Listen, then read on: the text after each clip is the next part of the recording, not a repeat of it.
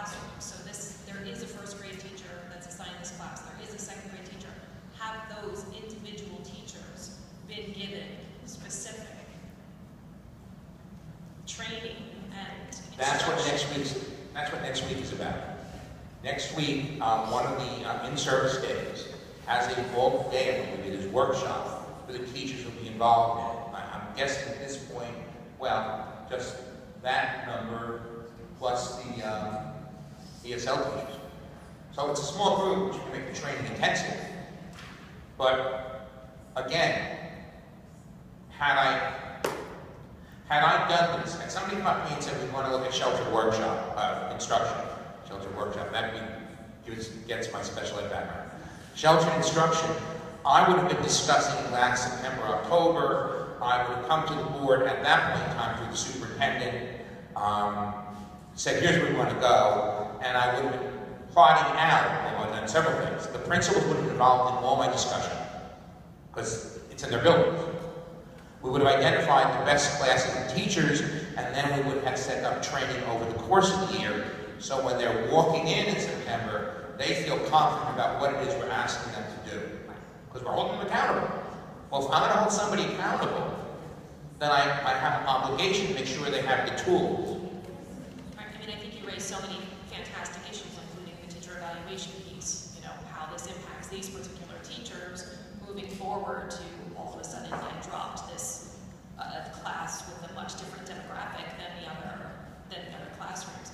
You know, I've got twin third graders. You know, I've kind of been alerted through, not alerted, but you know, made aware through the grapevine that my daughter will be in the third grade sheltered instruction class. So I will have a first row seat for how this plays out this year, and I'm very interested to see how it plays out, and I hope it plays out well for our ELL students and for our general ed students. But I concur with you. I wish we had a year lead up to this, so all of these I's were dotted, T's were crossed, questions were answered, and we were all moving into this feeling confident and that we were making the right choice for all of our kids. The ideal is that no parent knows or believes that their child's class is for this group of kids, or that group of kids. The ideal is that everybody is walking into the same situation. And by the way, as a general thing, from what I know about your district, you have the resources, particularly in terms of staff. And what I gather, very competent staff. How we deploy them may be an issue. But that's beyond the pale of what I do, at least in this district. So let me ask the question then. In terms of the distribution of the staff that's currently at Irving and Bartle and the middle school, there's a full-time ESL staff member at Irving and a shared time. Because of the kindergarten numbers, we needed to bring somebody down. And we had a lighter load in middle, which allowed us to bring somebody down. So there's a full-time at Irving and Bartle. Yes. And now the second person, Bartle, is there all the time, I guess, because they're doing Spanish. Unless they're shared with Irving, I'm not sure. No, they're not. So they're doing Spanish part of the time, and they're doing ESL part of the time. And how much, I'm sorry, actually, how much pull-out ESL is being done in Irving and Bartle? Well, I don't think schedules haven't been set up for that yet, I don't believe. Right. But if you were to ask me the way to do it, if I had 7 first graders, and we'll say all 15 kindergartners, the 7, probably 2, maybe 3 need to come out. So they come out a couple of times a week. But in class should be pushed in every day. Are those 15 kindergartners all going to be in one class? Those 15 kindergartners haven't been determined as eligible yet, so they're probably spread. But when you have the numbers, I believe, at Irving and Bartle to allow a daily pushing, and that works a lot better for all support services. When I began 2 years ago in my old district, we had 1 basic skills instructor, and my scores are horrible, primarily because of language needs. We fiddled with money, got 4 basic skills instructors, and basic skills instructors go into every classroom every day. That's what your support people need to be doing. They need to be getting in on a daily basis. If they need to identify kids who need to come out, then we give them the power to make that identification. They're the professional working with the kids.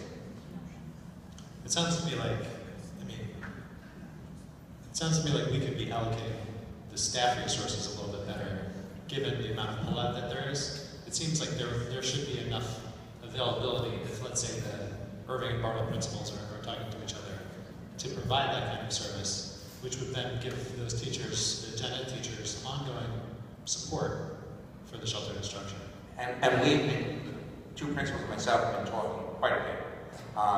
And while part of my head, a major part of my head, as scary as it is looking forward, a part of it says, if we need to make adjustments, October, November, we'll make those adjustments based on our actual experience.